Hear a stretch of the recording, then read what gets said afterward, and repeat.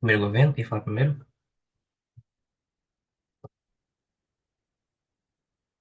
Desculpa, eu não Primeira tava conseguindo posição? me desmutar. É o Pedro e Ah, depois Camila. ok. Primeira posição? Primeiro a Bianca, depois o William. Segundo governo? Primeiro o Bruno, depois o Canhão. Segunda posição. Nina depois o Digal.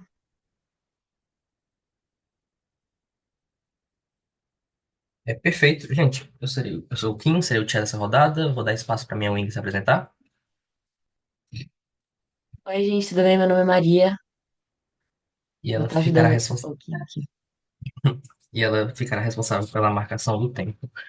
Novamente, antes de iniciar a rodada, agradeço pelo convite para estar rodando, estar jogando aqui a última rodada classificatória, na moção que será esta casa, enquanto governo brasileiro limitaria significativamente o uso da soja convencional como matéria-prima para biocombustíveis. Peço que o debate seja respeitoso, que os debatedores indiquem como desejam receber pós, e lembrando que aos que estão ouvindo essa gravação, o debate ele é um sorteio, então os debatedores não necessariamente estão defendendo posições que refletem seu viés pessoal e, portanto, é apenas um esporte que busca promover esse tipo de discussão. Sem mais delongas, primeiro-ministro, assim que se sentir confortável, pode iniciar seu discurso pelo tempo de 7 minutos.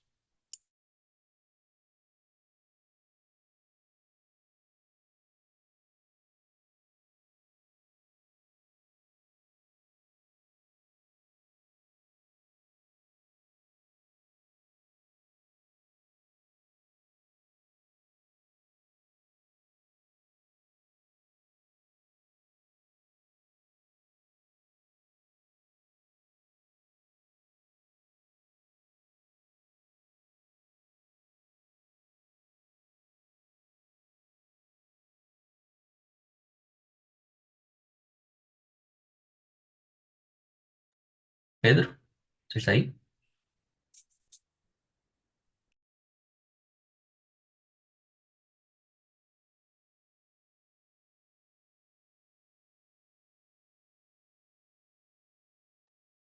Pedro, você está aí?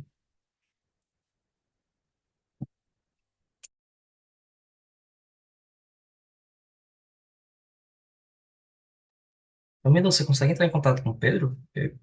Ele não deu sinal até agora. Sim, só um segundo, tô tentando.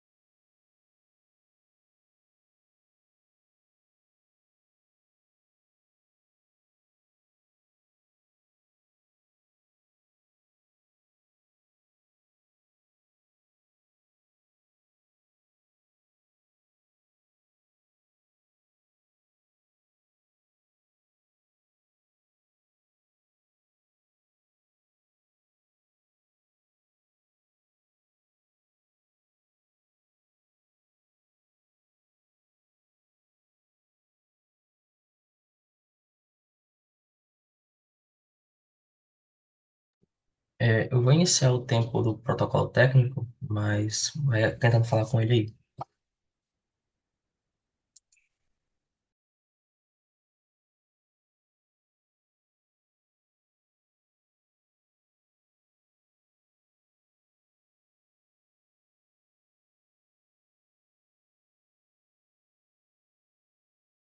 Tá, ele acha que está tudo bem. Oi, gente, bom dia. Eu não tinha mutado o som.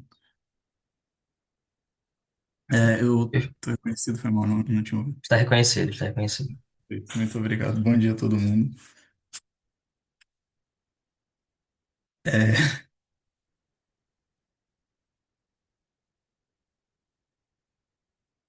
vamos lá. Começa em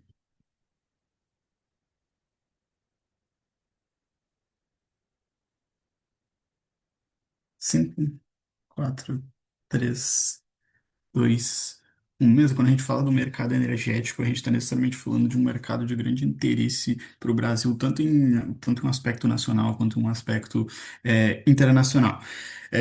A lógica do biodiesel e tipo, todo o mercado energético é que tem tipo assim, uma necessidade imprescindível para esse tipo de coisa, né? Energia e combustíveis no geral. Tu tem uso cotidiano de pessoas de carros e tal, mas obviamente não se limita só a isso. O principal uso até para o biodiesel acaba sendo até uma lógica industrial de determinados maquinários e tal.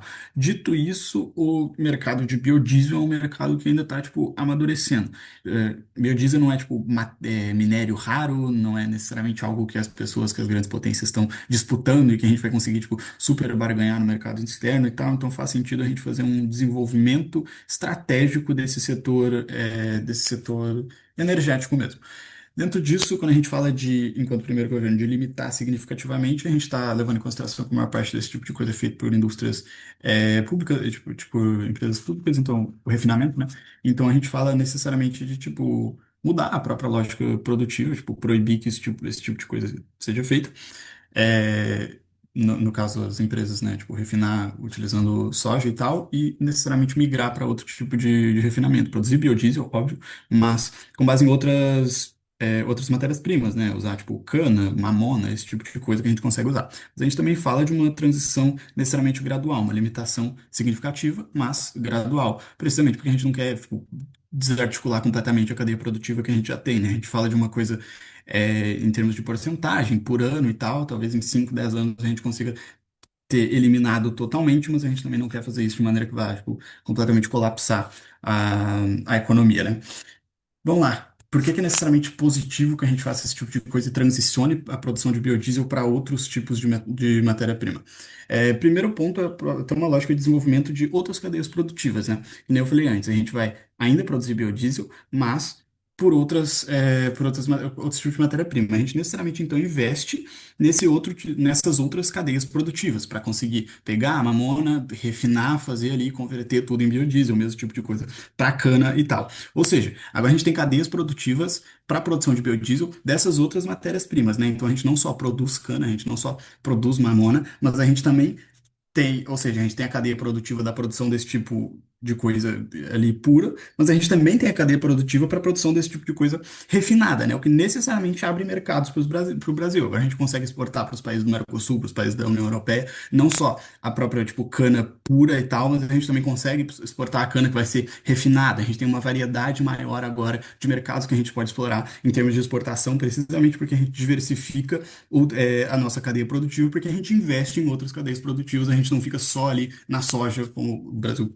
já tende a ficar tipo, refém da soja, né? Segundo ponto, uma lógica de desenvolvimento regional. Percebe que a partir do momento que a gente está falando de investir em outras cadeias produtivas, que nem eu falei antes, a gente não consegue agora fazer isso necessariamente no Centro-Oeste, porque o Centro-Oeste já está necessariamente colonizado pela soja. Se a gente vai investir em uma cadeia produtiva que envolve uma cana, a gente está falando principalmente do Nordeste. Se a gente está falando de uma cadeia produtiva que envolve mamona, a gente está necessariamente falando do Norte do Paraná, esse tipo de coisa. Ou seja, cana e mamona, elas saem do que seria aquele necessariamente o principal cinturão agrícola do Brasil, que já recebe os maiores investimentos, que já está ali necessariamente sendo priorizado sempre. Vai continuar sendo priorizado, sim, mas agora a gente diversifica, né? A gente sai só do Centro-Oeste, a gente vai para outras regiões, Nordeste, Sul. Isso necessariamente leva investimentos para essas outras regiões, o que, tipo, investimentos é muito amplo, isso necessariamente se traduz em a gente levar indústria, levar maquinário, o que necessariamente implica movimentar a economia desses lugares, porque a gente está gerando investimento, a gente está colocando dinheiro lá, a gente está colocando empregos, porque a gente leva toda aquela indústria para conseguir refinar esse tipo de coisa, a gente diversifica a economia desses lugares, movimenta a economia desses lugares, isso é necessariamente positivo per si, mas principalmente quando a gente fala de uma lógica de sair da própria zona de influência daquele cinturão agrícola tradicional que seria o Centro-Oeste, né? Antes de eu continuar, algum pode?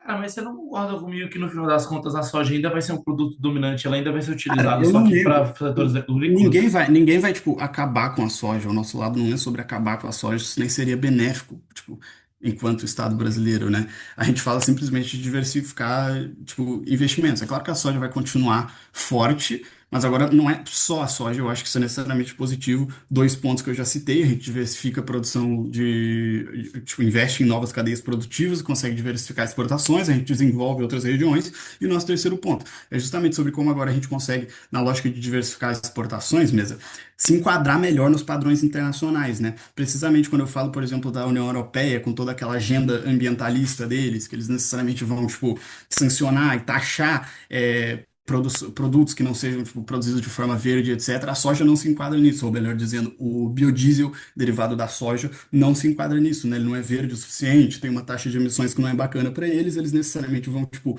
burocratizar mais a importação do biodiesel que é produzido com base na soja, né? Ou seja, quando a gente se enquadra melhor nos padrões internacionais, porque agora a gente produz com base em cana, com base em mamona, que, tipo, são coisas que emitem menos, que, tipo, tem propriedades diferentes, o próprio biodiesel que é feito a partir desse tipo de coisa.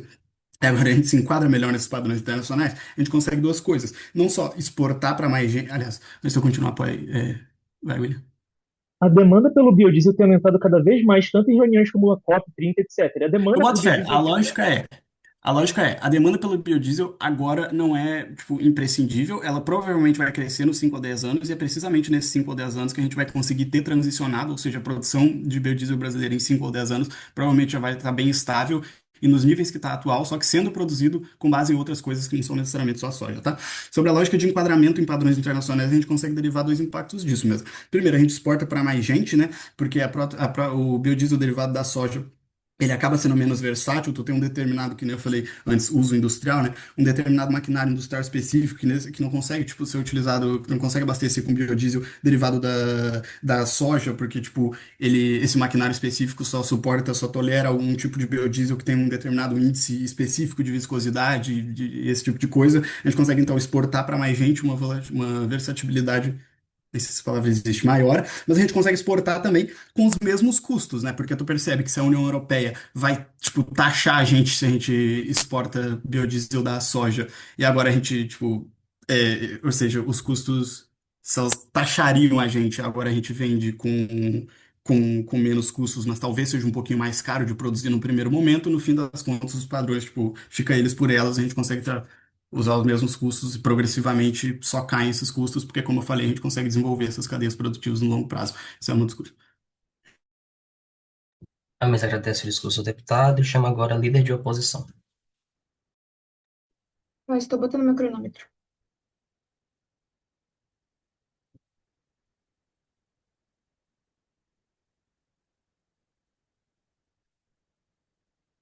Inicie meu discurso em 3, 2, 1. Mas, primeiramente, algumas coisas importantes. O Brasil tem uma grande dependência pela importação de combustíveis, especialmente a gasolina. Esse é um ponto vulnerável da nossa economia. Essa vulnerabilidade se manifesta da forma de preços instáveis, diretamente atrelados à flutuação no mercado internacional do petróleo e às variações de câmbio do dólar, que está muito instável ultimamente. O resultado é um efeito cascata que encarece o transporte, a energia e, consequentemente, todos os bens e serviços. Em um país como o Brasil, onde o transporte rodoviário é extremamente importante na logística, a estabilidade nos preços de combustíveis é um fator muito mais importante para a economia. Nesse cenário, a soja ela emerge não apenas como uma commodity agrícola para mais produção, mas como uma peça fundamental para uma estratégia de segurança energética e uma estabilidade econômica no Brasil. Ao contrário da cana-de-açúcar, a produção de soja no Brasil já atinge uma escala massiva, com superproduções que podem ser redirecionadas para a produção de biodiesel, um combustível renovável.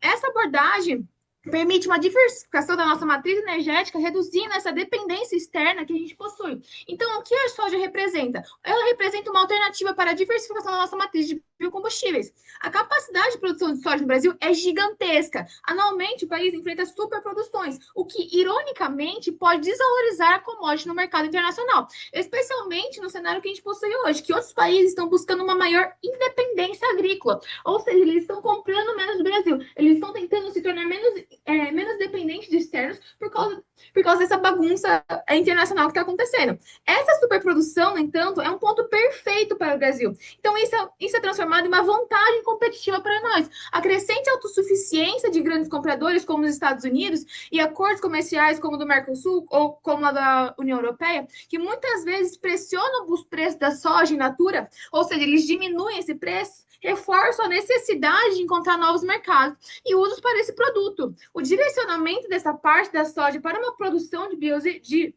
de biodiesel não apenas oferece um destino garantido para o excedente que já acontece no Brasil, como também fortalece essa balança comercial. Ao processar a soja internamente, o Brasil ali agrega valor à commodity, em vez de simplesmente exportá-la a preços baixos, que acontece, garantindo que a fonte de renda seja mais estável para os produtores do Brasil, para a economia do Brasil e para o mercado como um todo. Fica um preço mais garantido, mais estável, porque você não depende dessa influência externa do Brasil.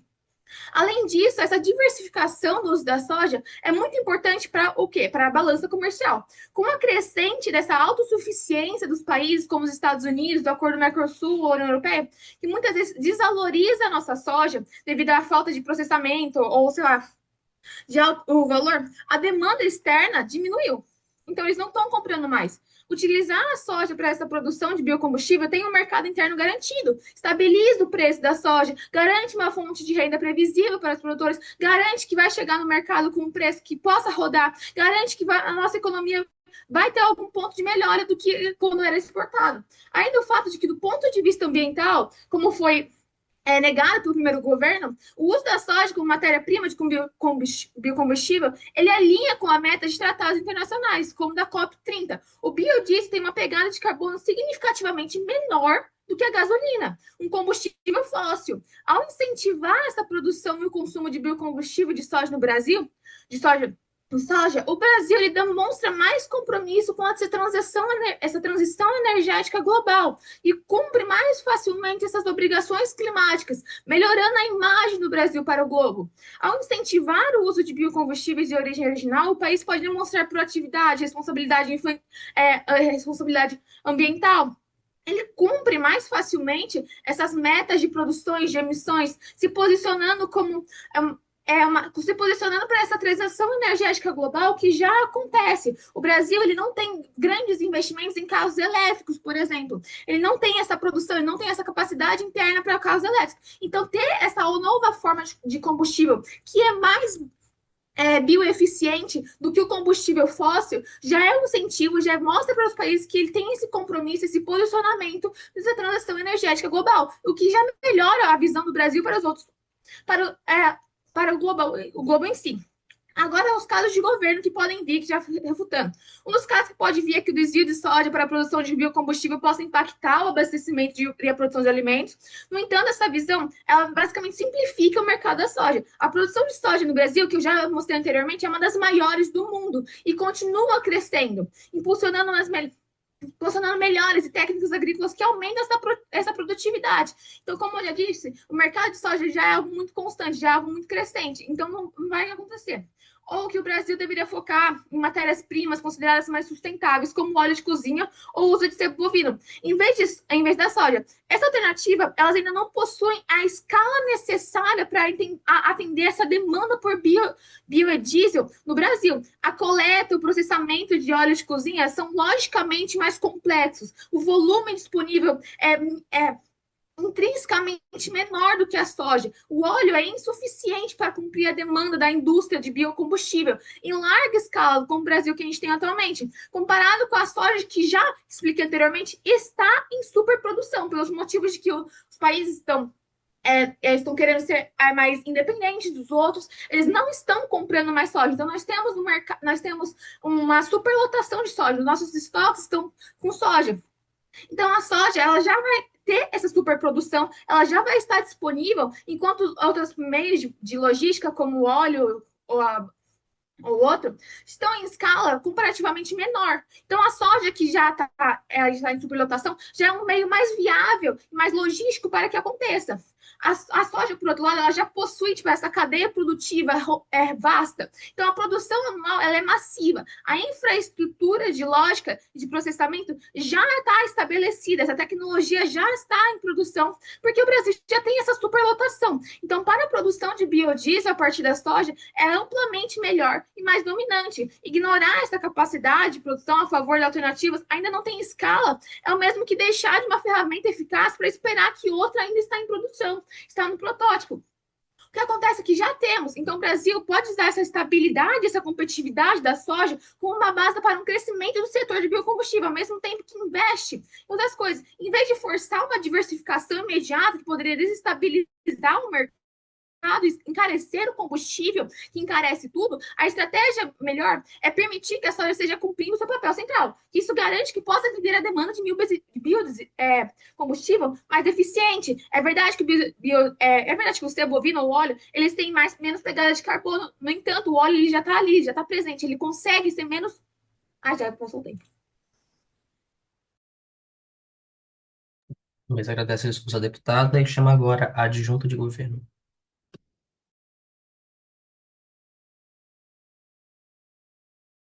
Ok, inicio em alguns instantes.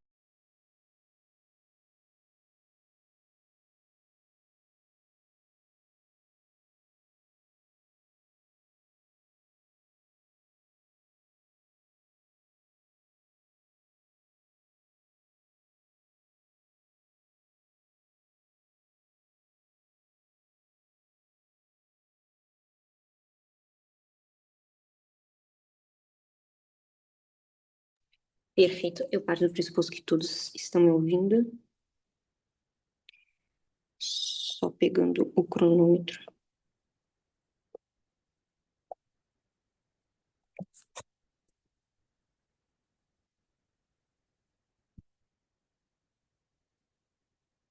Ah, eu não consigo ver ponto de informação pelo chat, então precisa ser necessariamente pela câmera.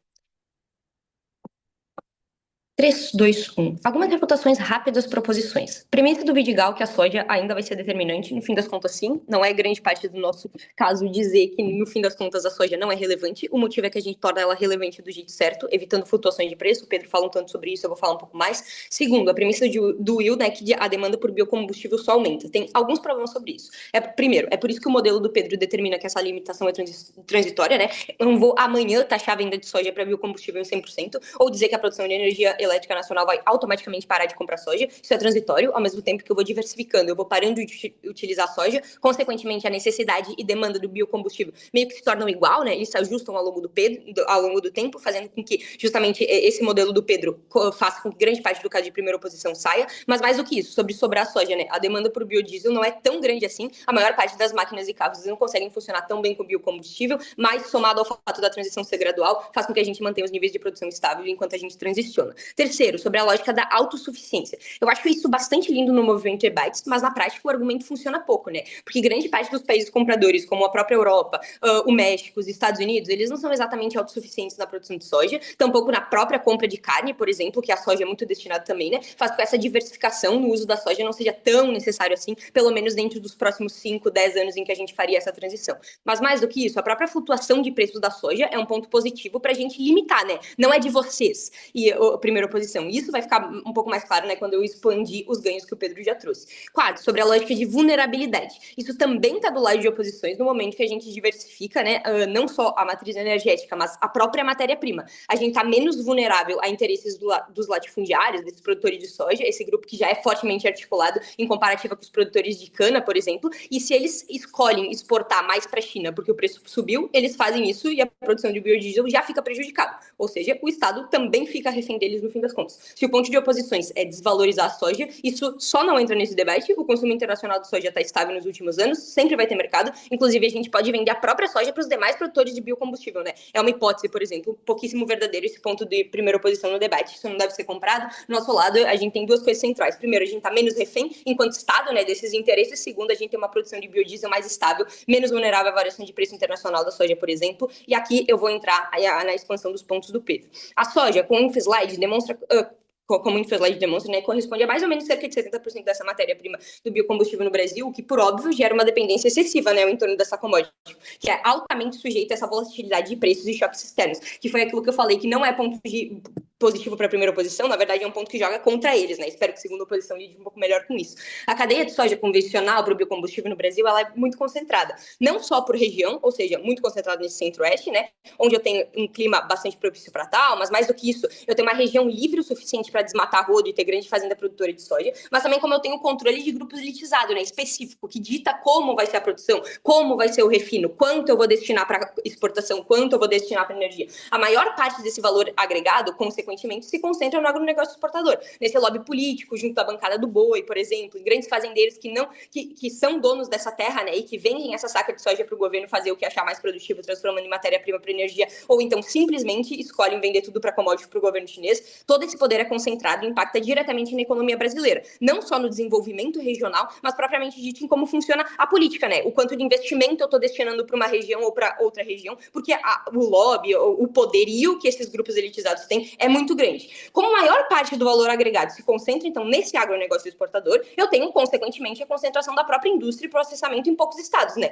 Com pouca diversificação produtiva nas regiões produtoras específicas, como, por exemplo, o Centro-Oeste, né? Algo que o Pedro também fala um tanto no discurso dele. Isso cria um modelo de crescimento do Brasil, né? Por óbvio, dependente dessa commodity extremamente vulnerável tanto às flutuações internacionais de mercado, quanto mais cara a saca da soja, mais caro eu vendo, mais caro se torna o combustível, e o que afeta diretamente a microeconomia em torno disso, como consumidor final, por exemplo, mas também fica uma lógica de a mercê de oferta e demanda, né? Estipulada por esses próprios vendedores de soja, que se eles destinarem X porcentagem para exportação e Y porcentagem para produção de energia, automaticamente o preço também muda, fazendo com que essa flutuação de preço e vulnerabilidade seja altamente um ponto negativo para oposições. No fim das contas, quem pagar mais leva, é por isso que o consumidor final e a própria indústria que produz esse biocombustível, no fim das contas, acaba ficando prejudicada. Mas, mais do que isso, ao limitar esse uso da soja convencional, eu tenho alguns ganhos que o Pedro demonstra, justamente forçando esse setor do biocombustível a buscar matéria-prima diversificada. Eu não teria essa hipótese se eu não tenho a pólice dessa moção, que é a limitação.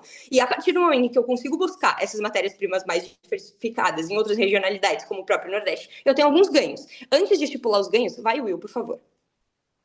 Cara, esse argumento é tão mentiroso. Os produtos alimentícios de plantação não tem emprego, não vai ter desenvolvimento externo e grande parte dos lucros vão para a União, não vão para os estados.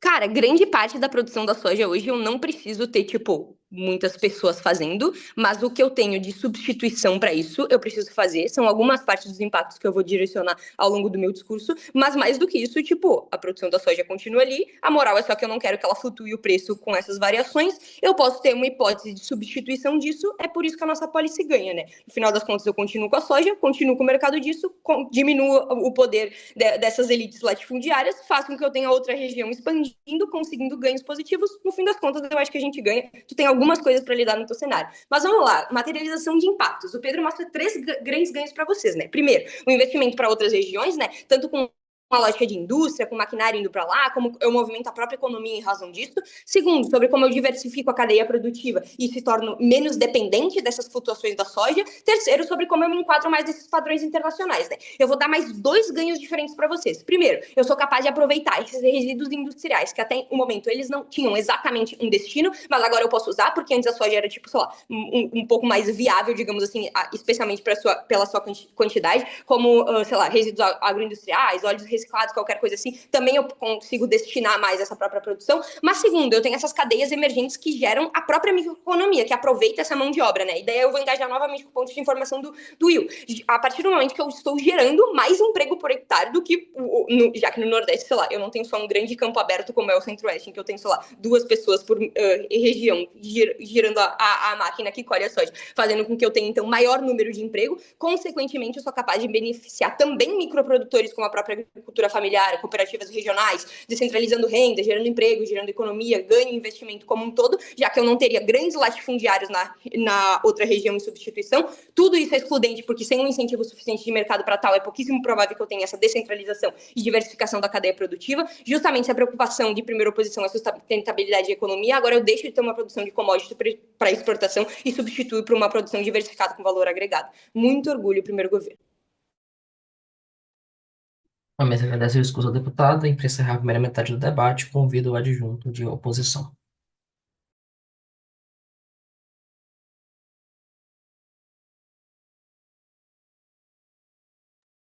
Porque, gente, é,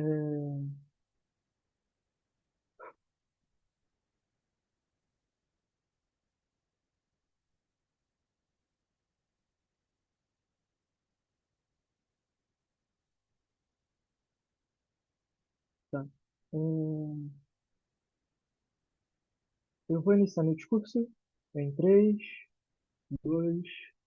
O Mesa, por favor, grava tudo que a Camila falou aqui. Eu vou refutar ela mais pro final, então, por favor, preste atenção, porque grande parte dos argumentos que ela utiliza é mentiroso e vem de uma pessoa que não sabe absolutamente nada de economia e de questões econômicas internas e de tudo que o pacto relativo, etc. Tá? Antes disso, a soja, reforçando o nosso caso, a soja é um dos principais produtos de matéria-prima produzidos no Brasil, existem gigantescas fazendas com milhares e milhares de hectares espalhados pelo Brasil, mas especial na zona centro-oeste, sim, a gente compra. A soja per si não é um alimento, ela não é um alimento, ela é integrada a outro tipo de alimento, para não apenas dar valor nutricional, mas também ser um importante aditivo a outros alimentos. Grande parte dos alimentos, inclusive, não são produzidos no Brasil. Ela é importantíssima para a economia do Brasil, sendo o principal produtor de soja do mundo e, consequentemente, dando valor agregado a muitos produtos alimentícios externos e, adivinha, a muitos biocombustíveis externos. É importante termos aqui, no longo prazo, principalmente, é importante termos aqui que a soja não é vendida com valor agregado. Ela não é vendida em processo de formação dela em um produto alimentício. Ela é majoritariamente vendida em natura, como matéria-prima em sua forma natural. Isso é essencial para compreendermos como nesse processo de venda de soja, nós tecnicamente possuímos uma deterioração dos termos de troca. Vendemos soja ao mesmo tempo que compramos alimentos com soja de fora com valor agregado imputado nela. Isso cria um cenário onde o Brasil está constantemente tendo problemas em sua balança comercial, já que não somos dependentes no setor de alimentos e necessitamos comprar diversos produtos alimentícios advindos de fora, produtos estes que possuem um mínimo valor agregado imputado a eles. Se alguém quiser refutar isso aqui, por favor, leia o jornal, tá? Sabendo disso, o biocombustível é justamente uma alternativa segura, e vamos trabalhar em dois cenários. Primeiro, tanto em um que ele é mais uma alternativa à soja bruta, melhor cenário de proposições. Segundo, tanto no cenário onde ele substitui a soja em grande parte das exportações brasileiras, melhor cenário para governos. Tá? Trabalhando no primeiro cenário, temos que entender que o preço da soja nem sempre é o mesmo no mercado externo. Durante muito tempo se acreditou que, por se tratar de uma matéria-prima, seu preço não era afetado pela dinâmica de oferta e demanda externa. Pois, teoricamente, a demanda de um produto como matéria-prima sempre existiria. Isso é mentira, isso já tem diversas crises em relação a diversos produtos. Se acreditava a mesma coisa em relação ao petróleo, e teve diversas crises também. Se acreditava a mesma coisa em relação a outros tipos de matéria-prima. E sim, elas têm crise. Tem crise de superprodução. Café, por exemplo, açúcar, tudo isso aí. Existe. E a gente está num cenário que isso está acontecendo. Mas mesmo que isso equilibre, a gente já vai mostrar como isso garante uma maior segurança. Tá? Mas recentemente nós temos demonstrado como isso não é verdade. O aumento das tarifas pelo ZEL e o aumento do uso do trigo como alternativa à soja e produtos alimentícios tem feito com que a demanda internacional da soja diminua e não seja mais como era antes. O que vem gerado um problema de superprodução da soja, uma vez que não consegue se vender mais como era antes, o que aumenta ainda mais a deterioração do termo de troca. Quando nós passamos a produzir um biocombustível, ou seja, um produto com valor agregado imputado a ele no país, nós conseguimos ter uma alternativa que permite duas coisas. A primeira é diminuir a oferta de soja no cenário internacional, o que acaba por aumentar o preço da soja, favorecendo o termo de troca. E o segundo é produzir um produto com valor agregado que favoreça o mercado interno e possa servir como um importante produto para exportação, favorecendo a balança comercial. Ou seja, você não só tem um equilíbrio de preço da soja, um preço favorável para a venda, você ainda consegue produzir um produto que assegura uma segurança interna e externa, tanto produzido internamente quanto externamente. Nós mostramos aqui, como mesmo no cenário de superprodução em relação a essa soja, quando a gente produz muito, nós ainda conseguimos fazer com que o preço dessa soja seja mais equilibrado e favorável para o Brasil, uma vez que a gente consegue justamente diminuir essa oferta e trazer para outro produto de valor agregado. Isso favorece a balança comercial nesses dois cenários. O benefício da produção do biodiesel são dois. Primeiro, internamente, e segundo, externamente. Internamente, nós sabemos que grande parte da produção energética no Brasil é de gasolina. Uma produção que não é produzida no Brasil, uma vez que não temos grandes refinarias, o que acaba por encarecer o próprio combustível. Quando utilizamos a soja, um produto com grande oferta no mercado interno, oferta muito maior do que mamona, que não pode ser produzida em escala ou cana-de-açúcar, já que no último você acaba prejudicando mais o próprio mercado de açúcar, um mercado muito mais estável e seguro. As pesquisas em relação à soja têm demonstrado sua grande efetividade, graças ao seu valor bioquímico. Como já temos uma oferta muito grande da soja, a produção de biodiesel baseada na soja facilita muito mais que o preço dela seja mais acessível, uma vez que você não tem que plantar mais nada no mercado interno, barateando o próprio combustível. E barateamento de combustível interno não é bom apenas para gasolina, é bom para tudo. Você barateia a produção energética, você barateia o transporte de caminhões, carros, ônibus, etc., o que traz benefícios populacionais cada vez maiores. E isso é excludente aqui, porque o nosso cenário não precisa produzir mais. Então não tem encarecimento, não tem desmatamento, não tem nada. É apenas a substituição de um pelo outro. Enquanto o fazendeiro vai estar vendendo para fora, agora ele está vendendo para dentro para a produção de biocombustível. Segundo ponto, o fator externo. O fato é que a demanda por biodiesel vai aumentar cada vez mais, e a própria pesquisa por biodiesel também vai aumentar. Recentes reuniões como a da COP30 apontaram o biocombustível como a principal alternativa a carros elétricos, tanto países envolvidos, mas principalmente no desenvolvimento, já que é uma alternativa mais acessível, que deixa marcas de pegada de carbono muito menores na atmosfera. Isso é muito mais fácil de ser implementado, pois exige a construção de mercado novo e o encarecimento populacional por meio de carros elétricos. Quando nós não incentivamos a produção de biocombustível pela soja, por medo de que ela vai afetar o mercado agrícola, é a mesma coisa que dizer que não vamos utilizar o petróleo para produzir gasolina porque vai afetar o mercado de plástico. É muito mais benéfico incentivar o mercado crescente, se tornar relevante no cenário internacional, sendo a principal fonte de biocombustível, se tornando muito mais competitivo em cenários por longo prazo, uma vez que você já tem um mercado consolidado, que está surgindo e aumentando cada vez mais. E aqui, mesmo comprando o pior dos cenários, o combustível da soja vai substituir completamente a soja natura, Fato é que, mesmo nesse cenário ainda benéfico, se todo o mercado de soja in natura vai ser substituído, significa que agora nós produzimos um produto com muito mais valor agregado e com muito mais oferta no mercado interno. Isso favorece a balança comercial brasileira, o que permite um cenário econômico muito mais favorável. Nós ganhamos tanto em cenário médio, protegendo a economia brasileira de superproduções, mostrando como diminuir a oferta em soja in natura favorece a própria soja, uma vez que você equilibra o preço dela para um preço cenário mais flexível para o país, ao mesmo tempo que você produz um produto de valor agregado externamente de fácil acesso para o mercado interno.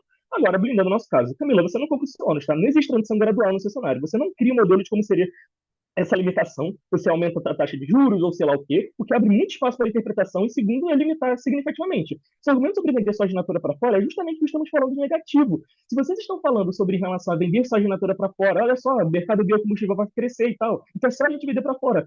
Isso aumenta ainda mais a deterioração dos termos de trocas. E vocês mentem também, a soja também é produzida em outras regiões, como o sul e parte do norte, tá?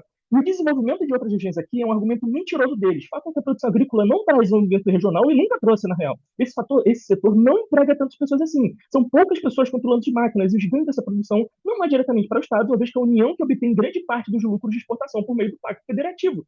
Hoje, áreas como o Nordeste e o Norte já tem mais investimento do Estado e conseguem ter controle sobre o orçamento anual por meio do Senado e Congresso. O argumento da Camila em relação ao desenvolvimento regional de cana, de açúcar, mamona, simplesmente não faz sentido real, por assim dizer. E o ponto de controle de grandes elites é simétrico aqui. Mesmo comprando isso, o fato é que as elites vão ter controle também no seu cenário em relação a isso. Não faz sentido.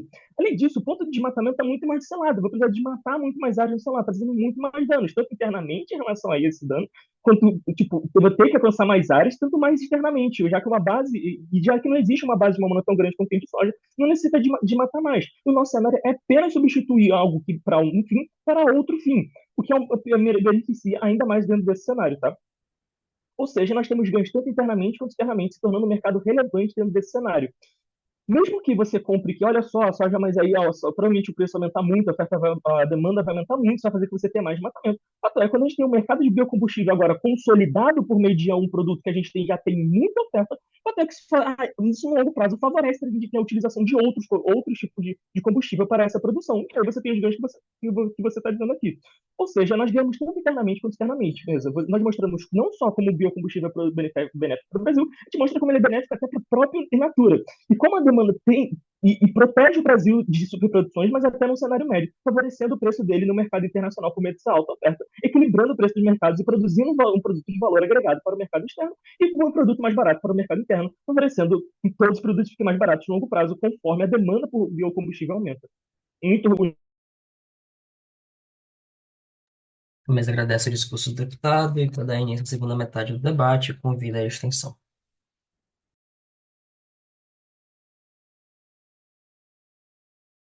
Um segundinho. Will, está com a mão levantada.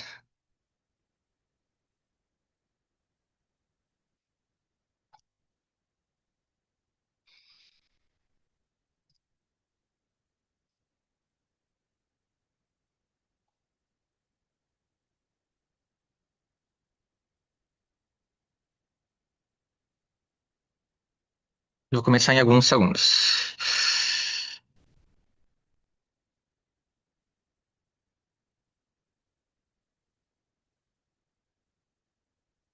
Hum.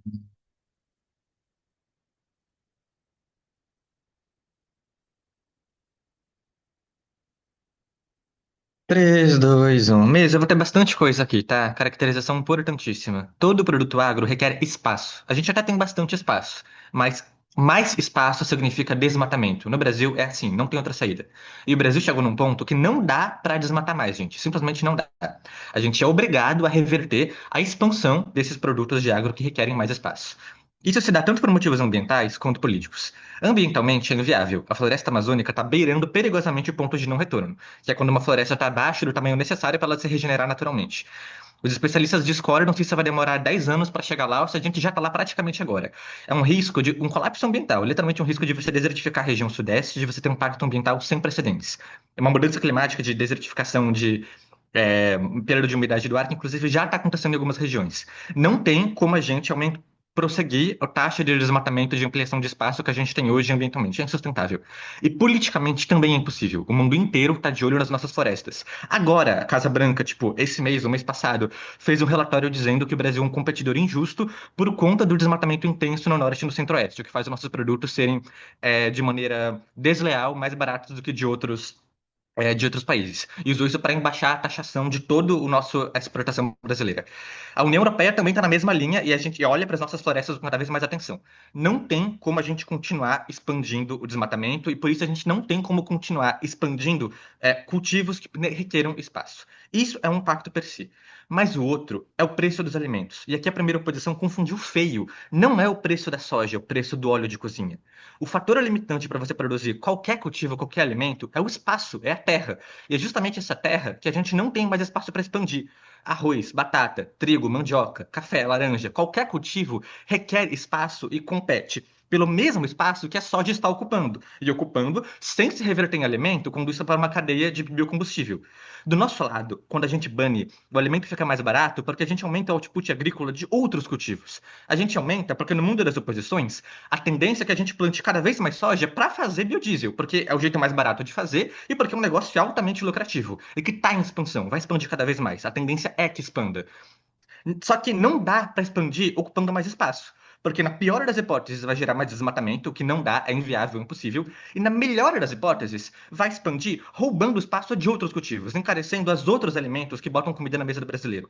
Se a gente não bane essa conversão de soja em biodiesel, os latifundiários vão receber investimento para sair comprando espaços de agricultura familiar ou comprando espaço que é usado para outros cultivos, para fazer uma porrada de plantação de soja, porque no curto prazo é o melhor negócio. Mas no longo prazo o preço é caríssimo. A gente tem tanta uma obrigação ambiental de controlar todas essas utilizações de espaço que a gente precisa preservar, quanto a de segurar o preço dos alimentos e não converter os cultivos que a gente tem em lucro para o agro, para a soja, etc., por meio de biodiesel. Daí agora vou engajar com a primeira posição, tá? Eles falam primeiro sobre uma imagem de verde que o Brasil tem que ter para o mundo externo, que a gente já viu que não vai colar. O biodiesel feito com soja é um biodiesel feito com desmatamento queimado. No Brasil sempre foi assim, tem notícia para tudo que é lado que o que o Brasil produz é fruto de desmatamento queimado. O Brasil não vai parecer verde assim. Mas eles falam, não, a gente pode e eles também falam sobre você vender, ter uma vantagem competitiva, vender biodiesel, etc. E daí eu tenho uma notícia muito ruim para a primeira posição, tá? Exportação de biodiesel. Sabe por que que a Europa tem formas preferidas de produzir biodiesel? Porque para você vender biodiesel para a Europa, você precisa ter um selo auditado que comprova a pegada de carbono da sua venda, tá? Você tem que comprovar que aquele biodiesel que você produziu tem uma pegada de carbono abaixo de um valor X. Com a soja, eu não acho que você vai conseguir, eu acho que vai ser impossível, porque se você aumentar essa expansão, eu já falei exatamente como vai ser. A pegada de carbono vai ser alta, mesmo sendo biodiesel. Às vezes as palavras verdes confundem, né? E a Europa também passou uma lei que, a partir do ano que vem, a exportação de qualquer produto vai ser taxada de modo proporcional à pegada de carbono. O que é uma merda se a gente utilizar. Se o biodiesel que a gente utilizar no Brasil tem uma pegada alta. Isso contamina até os outros produtos, né? Qualquer produto utiliza combustível em alguma medida, se a pegada é alta, isso transborda para outros produtos também. Não é tão difícil a gente pegar alternativas, tá? Sabe como que é no Reino Unido? No Reino Unido, ele é produzido majoritariamente com óleo usado. Isso não requer um enorme investimento nem uma enorme infra. Isso requer uma frota de caminhões, uma frota de coleta que passa em tudo que é estabelecimento alimentício e recolhe todo o óleo que é usado, e requer usinas de conversão de biodiesel, que inclusive já existem aqui no Brasil, em São Paulo e Curitiba, a gente já tem essa conversão. É um trabalho um pouco maior, não é tão lucrativo no curto prazo, mas se a gente investir, se a gente proibir as alternativas mais baratas, a gente consegue chegar lá, e chegando lá, produzindo biodiesel a partir de óleo usado, a partir de outros insumos, a gente endereça o problema da gasolina que a primeira posição tanto apontou. Vou abrir agora para pós, preferencialmente segundas casas. Primeiras casas. Bruno, se eu não tenho soja, eu tenho outros alimentos sem base de matando a flora. A soja tem uma base consolidada, é só substituir o fim. Não vai ter esse de óleo de cozinha, vai ter mais desmatamento de outro produto. William, acho que você não entendeu várias coisas aqui. O biodiesel está em expansão, a gente vai produzir cada vez mais. Se a gente produzir cada vez mais usando soja, a gente vai precisar de mais espaço, isso é um ponto. Se a gente não utilizar mais espaço, a gente vai canibalizar o espaço de outros cultivos. Isso deixa a comida mais cara, porque você vai ter latifúndios comprando espaços que são usados para plantar comida, que vai ser utilizado para soja para fazer converter em biodiesel. Entendeu? Você não tem como utilizar o mesmo espaço para duas coisas. Eu acho que isso é muito simples. Vou falar mais do seu caso, ô William. Você se importa tanto com a balança comercial da soja? Eu não entendi por que se importa. A gente aqui tá o governo do Brasil, não é o governo da plantação de soja. Faltou dizer por que isso é ruim, por que eu deveria me importar com a balança comercial da soja, sendo que a gente poderia, tipo, se a gente vender biodiesel utilizando outras alternativas, isso vai ser um negócio muito bom também. Você faz essa caracterização de que a demanda da soja vai diminuir, da gente não vai ter o que fazer. Cara, maravilha! Se a demanda da soja diminuir, sabe o que você faz? Você faz rotação agrícola. E onde você plantava soja, você começa a plantar arroz, plantar batata, plantar trigo, plantar, enfim, algum cultivo que seja compatível com o mesmo tipo de terra. Isso é maravilhoso. Não nem sei por que que eu deveria me importar tanto com os plantadores de soja terem menos soja para vender e terem que plantar alguma coisa que vai deixar nosso alimento mais barato, que vai ter uma pegada de carbono melhor. Precisa.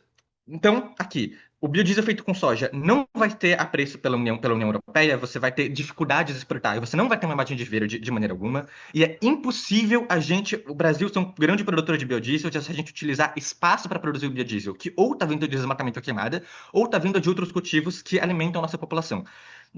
As duas hipóteses são inviáveis no médio e no longo prazo. A gente tem que se preparar agora e começar a construir uma infra agora, para a gente ter uma cadeia de produção que não tem uma pegada de carbono tão alta, que não depende de danos tão grandes, tanto ao nosso meio ambiente quanto à nossa produção agrícola, e que vai ser muito mais aberta à comunidade externa, tanto politicamente, né, numa perspectiva ambiental, porque o Brasil está recebendo retaliações por conta de como a gente, né, lida com o nosso espaço, e também por uma questão literalmente regulatória. Você precisa comprovar que o seu biodiesel tem uma pegada baixa de carbono, porque todo ponto de importar biodiesel vai ter uma pegada baixa.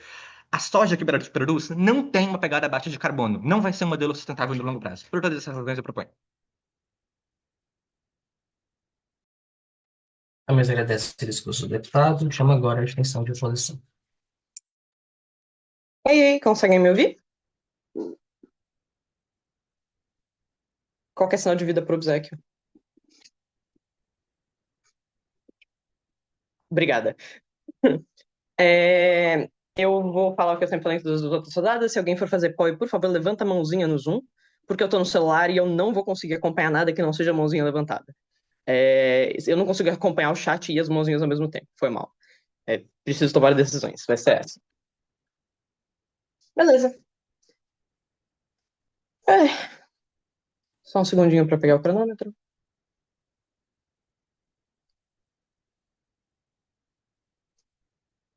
Suave. Eu começo em 3, 2, 1. Mas eu raramente estou na posição de ser a única pessoa que lê jornal de uma sala, mas eu estou muito animada para fazer esse discurso. Vamos começar falando sobre os interesses do agente. Acho que algo que é claro é a ideia do mercado energético, isso é positivo. Boa inserção no mercado internacional é super positivo. Lucro é super positivo. Existem algumas outras métricas trazidas pelo debate, como a garantia alimentícia, como o preço da soja, como a diversificação geográfica produtiva, mas acho que qualquer pessoa que entende o mercado de soja no Brasil sabe que essas coisas são pouquíssimo comparativas.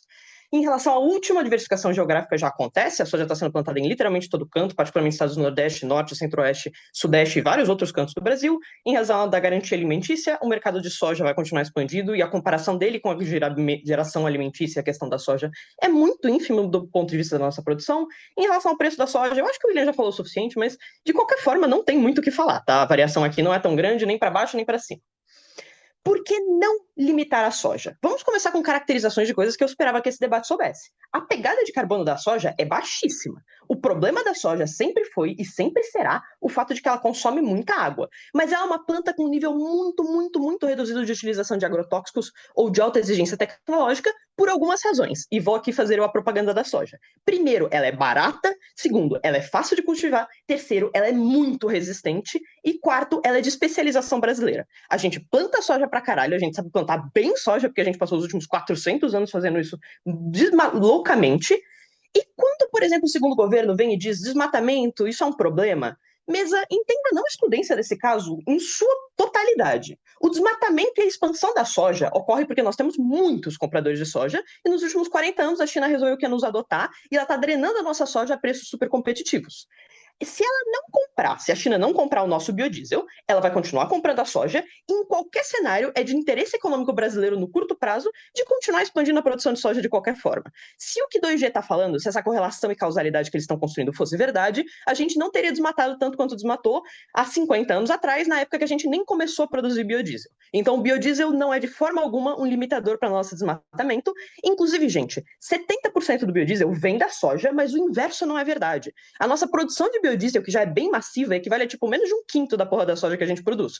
Todo o resto a gente vende sem grande problema. A soja não ocupa muito espaço no Brasil para a produção de biodiesel, ela ocupa espaço porque ela é economicamente viável e a gente sempre focou nela.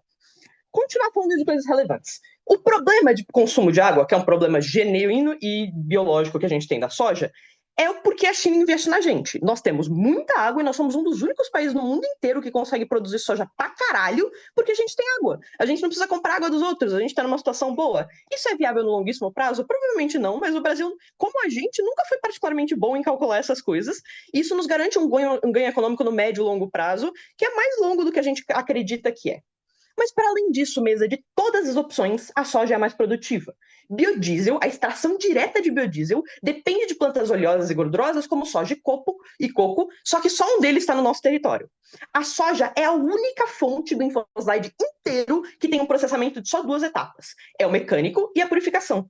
Todos os outros envolvem etapas de maior exigência química, tecnológica ou logística. E mesa, para pensar um segundo. Qualquer produção com 3 fases ao invés de 2 é exponencialmente mais cara. E em todos os exemplos tem uma fase de extração que dificulta a coleta. Tirar açúcar da cana, óleo da palma, criar sistemas efetivos de captação de subprodutos como óleo de cozinha, resíduos e sebo.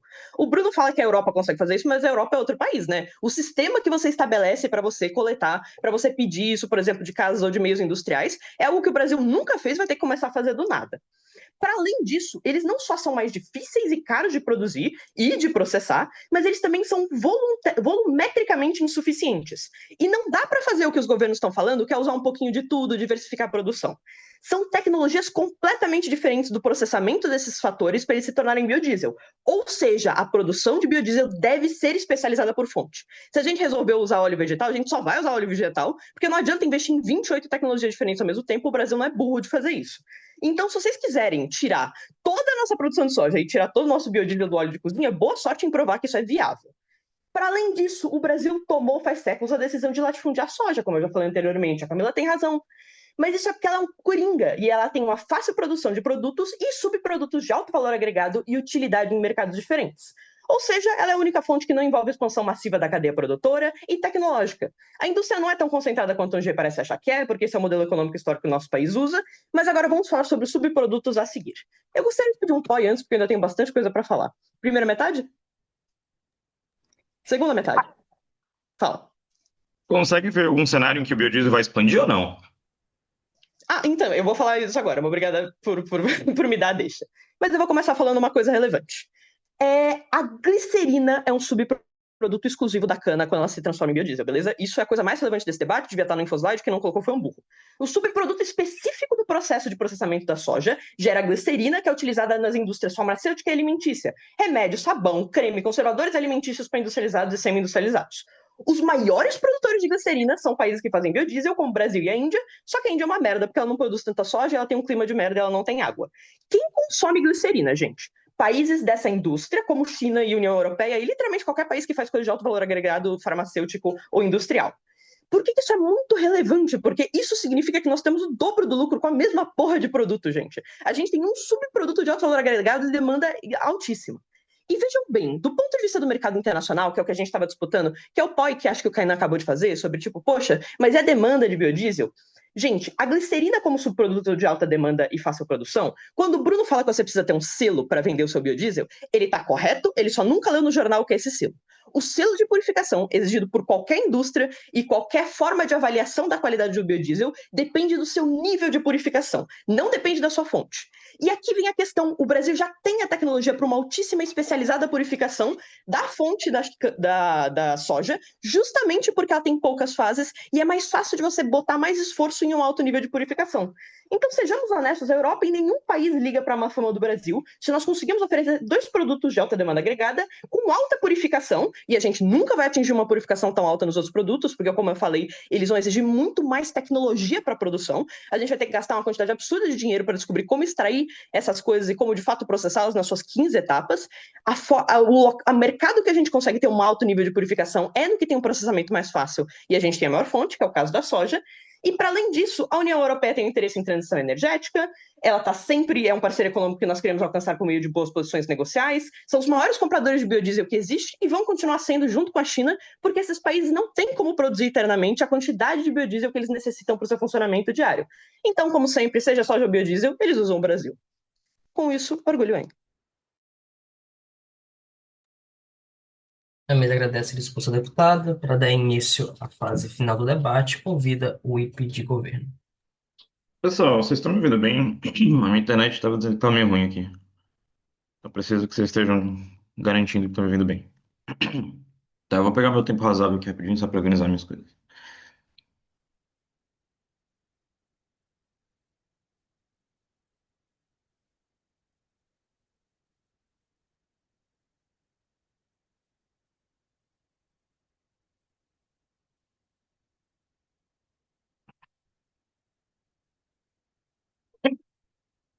Tá, eu vou iniciar meu discurso em 3, 2, 1.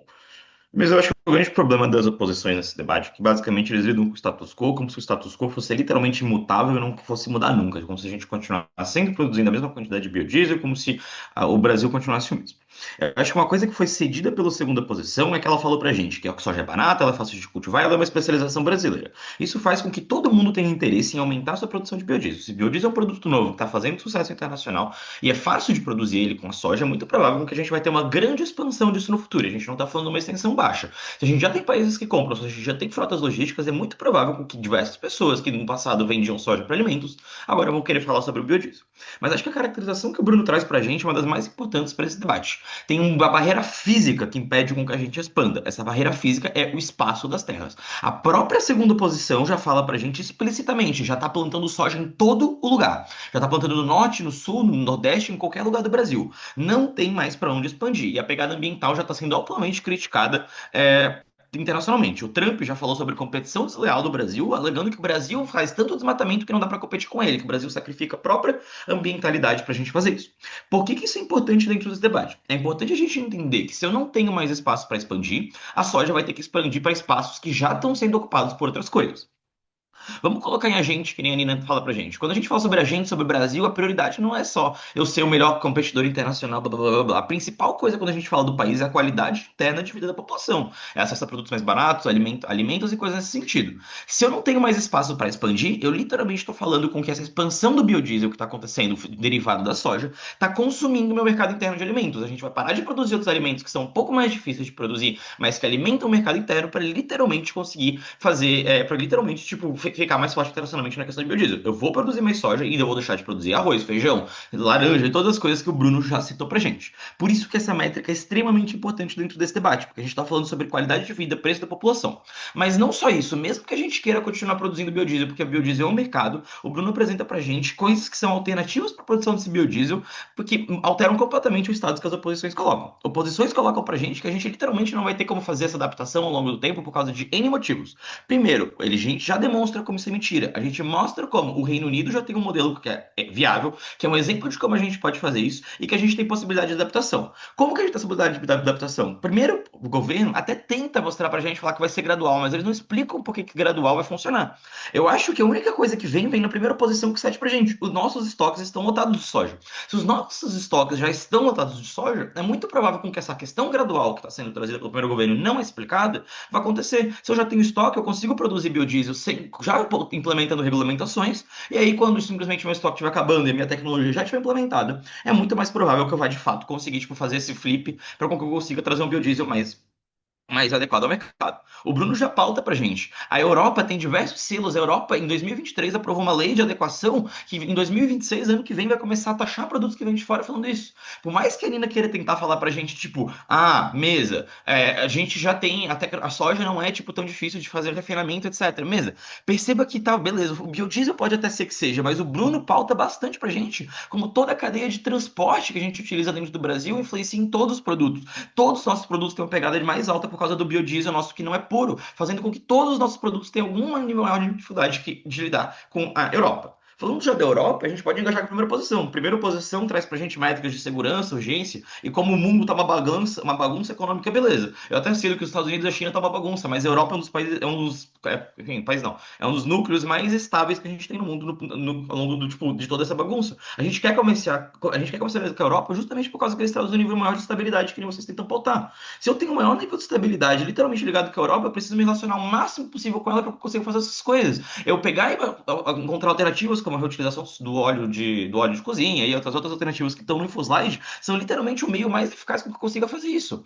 Beleza, perceba, pode até ser que ele seja um pouco mais caro, mas o investimento é um valor de custo fixo. Eu literalmente tenho que investir em tecnologia, eu invisto em tecnologia, pode ser caro no início, mas depois que eu alcanço uma tecnologia que tem um bom resultado para eu conseguir fazer com que tipo, o meu óleo tipo, seja produzido por outras formas, o meu custo agora não é mais fixo, o meu custo agora tipo, é totalmente diluído ao longo tipo, de toda a minha produção que eu vou ter revertendo com o aumento de vendas para a Europa. A Europa agora vai aceitar muito melhor os meus produtos. A gente pode até querer falar que a gente vai vender a soja mais fácil, porque vai vender soja de boa por causa dos selos, mas todos os outros produtos que literalmente vão ser taxados no ano que vem, não. Esses produtos são influenciados diretamente pela soja. William, pode fazer teu pódio.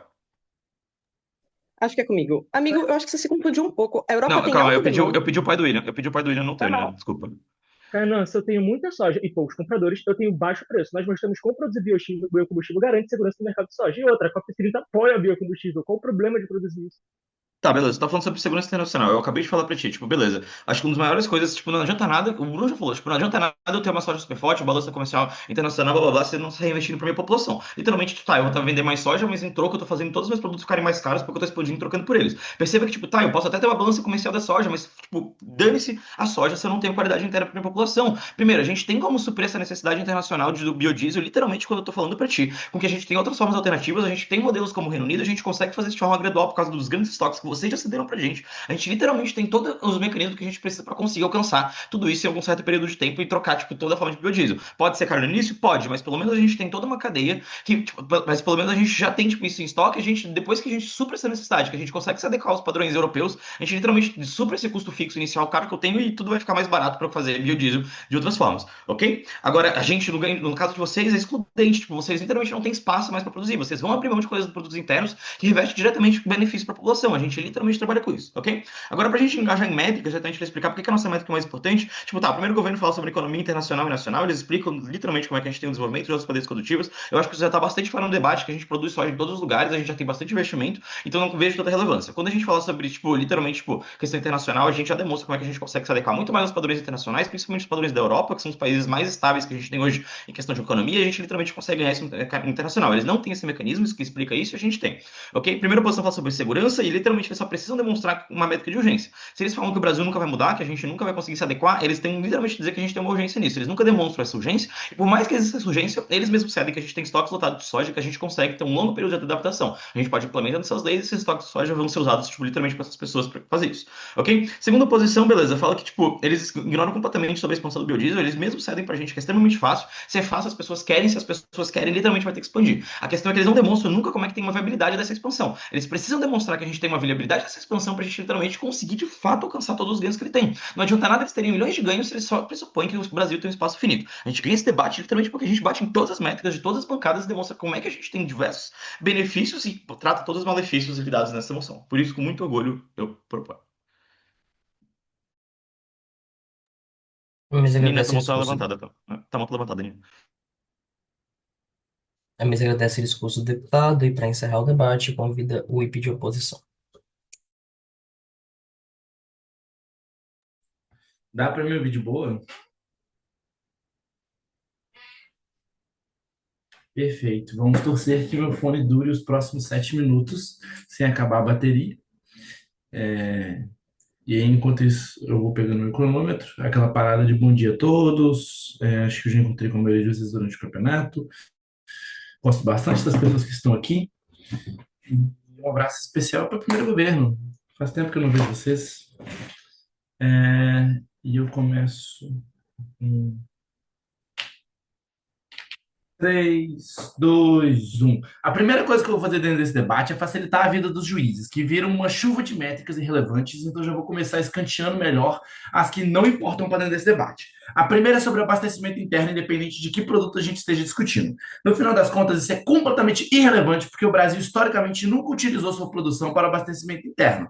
Seja petróleo, seja soja, seja o que for que a gente estiver exportando, a gente costuma exportar para fora e alimentar o mercado externo, em vez de se preocupar com a comida na mesa de que a gente está colocando. E se o caso do Visnad ou de primeiro governo tivesse algum tipo de verdade, o brasileiro ele só viveria de soja e laranja na sua mesa, e não teria mais nenhum outro tipo de produto ali.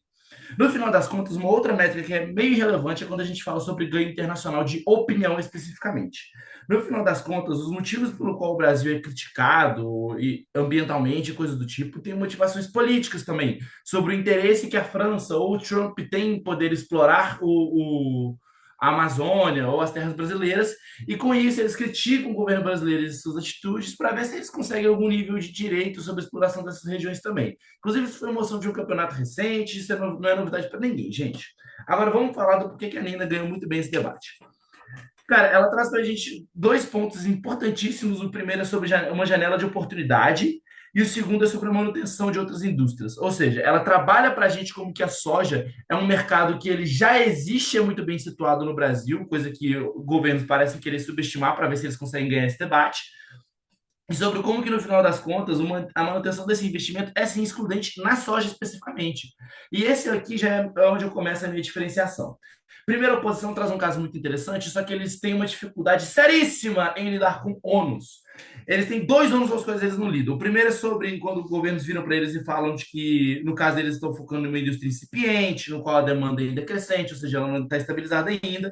Eles só respondem na base do fé que um dia vai dar lucro, fé que um dia essa indústria vai chegar lá na frente e tudo mais, enquanto a gente traz para dentro desse debate primeiro sobre como que a soja é excludente sim, sobre como o mercado se comporta, o mercado internacional se comporta perante a soja, no sentido de que a gente recebe investimento de fora e coisas do tipo, e também sobre principalmente como essa indústria ela é firme e o Brasil já tem uma especialização crescente nesse tipo de coisa, que faz com que a gente acredite que isso vai se manter, e principalmente como que a gente desenvolve indústrias de subproduto baseado nisso. A glicerina que a Nina trouxe de exemplo é só um dos subprodutos da soja e ela já alimenta o mercado farmacêutico, o mercado de cosméticos. Cara, absolutamente tudo que você tem na sua casa, de alguma forma, se é consumível, provavelmente tem glicerina. Se é consumível e escorrega, pode ter certeza que tem.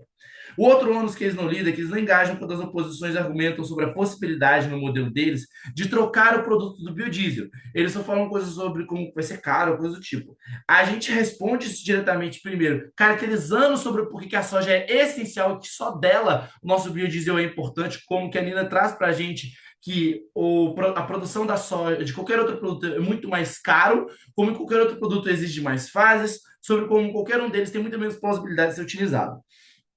E isso aqui já eu estou começando a refutação a governos, por causa que no processo de odiar a soja, eles trabalham mal essa disputa de ônus ao lidar que é sobre lidar com o gasto e a desvantagem que é a troca de um produto por outro. Já vi seu ponto, um dia chega, Camilo, relaxa. Agora vamos começar com o primeiro governo. Eles têm dois casos essencialmente, dois mecanismos mais importantes. O primeiro é sobre o poder do grande produtor, que eles querem impactar, falando que no final das contas a gente vai mudar a região, a balança de poder nas regiões brasileiras e coisas do tipo. Para isso funcionar, ela precisa de um ponto muito específico, que é a diversificação de produtos. E aqui é onde a Camila parece não entender nem um pouco os agentes que estão dentro dessa moção. Ela esquece que o Estado ele tem incentivos em qualquer um dos mundos para focar na soja de qualquer jeito. Ele tem pouco incentivo para diversificar produtos por causa que o mercado externo é muito bem trabalhado dentro desse produto. A forma como a China investe no nosso mercado por causa que ela está pagando não só pela soja, mas pela água que custa produzir ela. A forma como mercados externos trabalham já investindo no Brasil para que ele continue sendo um produtor de soja. E o fato de que o Brasil é um monocultor em boa parte, muito mais por causa do comportamento do mercado internacional e sobre como que o Brasil se desenvolveu, do que de fato sobre o tipo de destino que a gente dá para a soja, são as provas do porquê que o mercado, as provas do porquê que o caso da Camila cai na própria frase dela de muito lindo na debatelândia, mas a realidade não tem compromisso nenhum. E ela também tenta falar sobre reinvestimento, mas se o ganho deles é o desenvolvimento simultâneo na indústria, ainda já mostra como que a gente tem impacto na produção de múltiplas indústrias ao manter a produção da soja. Afinal de contas, a gente também está impactando o mercado tecnológico, a gente está impactando o mercado agrícola e por aí vai. Elas também tentam falar sobre uma capilaridade do produto no mercado internacional, dizendo que não existe como se o biodiesel não fosse utilizado. E, cara, aquela parada que já vem em primeira posição, eu boto fé que ele já é limitado atualmente, mas ele ainda tem uma oferta futura muito provável, e ele ainda esquece que esse é o tipo de produto que é utilizado na pauta principal do mundo hoje em dia, que é transição energética. Antes de eu começar a bater em segundo governo, faça teu apoio primeiro governo. Cara, a produção de biodiesel pela soja é mais barata porque tem muita soja, não porque o processo é mais barato e outra. Tipo, a cana é bem mais Ai, Pedro, versátil. se você quer ganhar esse debate e fingindo que você não ouviu o discurso da Nina, desculpa, não vai dar certo. Agora, passando para o segundo governo. Bruno, muito bom te encontrar numa sala de debate pela primeira vez desde o SUBR, mas eu esperava que você fizesse um caso com excludência e eu me decepcionei veementemente. Você tenta virar para mim e falar sobre como que a soja é ruim, por causa que no final das contas eu tenho a expansão dela, como que lá na frente a gente vai se fuder por causa que a soja vai desmatar as nossas florestas e tudo mais. E, cara, o lindo discurso de hatear a soja, mas isso é um problema que vai sobre como o Brasil se comporta perante as suas florestas. Isso é um problema cultural e também é um problema sobre quais são as prioridades do Brasil, que está muito mais preocupado em expandir. Mesmo que tudo que você tenha falado seja verdade, mesmo que o seu caso ainda tenha algum pé no chão, no final das contas a gente vai ter expansão por causa que a gente vai procurar o lucro econômico, você tem incentivos externos a como que a gente se comporta em prol de ter mais espaço agrícola, e a sua suposição, a sua contraproposta de uma rotação agrícola ou coisa do tipo, não só uma adaptação ridiculamente grande para dentro do Brasil, como é improvável. As pessoas já têm as suas próprias produções, os grandes barões da soja, coisa do tipo, eles já têm as suas próprias produções e os objetivos muito bem colocados. Você só trocar o produto agrícola que você vai fazer não é tão fácil quanto tu coloca, e esse é um ônus de prova que você simplesmente parece ignorar e não cumprir. No final das contas, a gente ganha esse debate não só pela falta de excludência dos governos, mas por causa que a gente engaja com um ponto com muito mais relevância do que primeira oposição. Infelizmente, meu tempo se finda, então só tenho a dizer muitíssimo orgulho em me opor.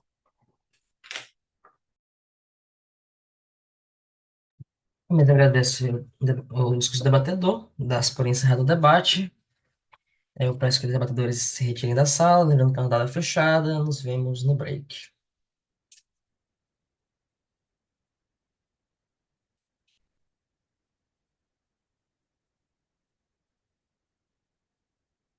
Deu certo? Carol?